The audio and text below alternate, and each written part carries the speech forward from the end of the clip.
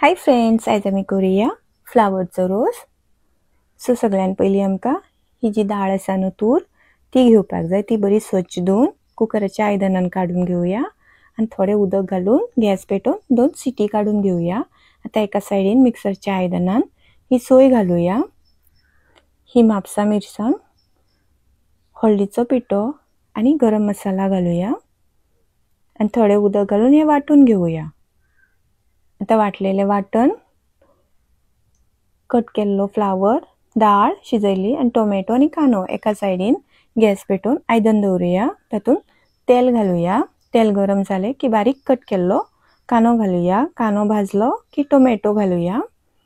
तर टोमॅटोय बरो भाजलो की तातून जे आमी कट करून दवरलो फ्लावर आसा न्हू ताका मीठ आनी उदक घालून दवरलेले ते बरे स्वच्छ धुवन ते आता तातून घालूया। हे मातशे मोठे मोठेच कट करपाक पडटा आमकां।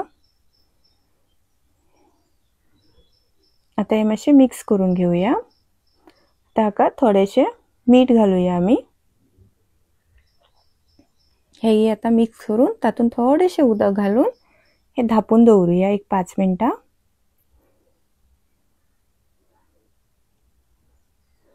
आता जी उकडलेली दाळ आसा न्हू ती घालूया आनी मिक्स करून घेवया।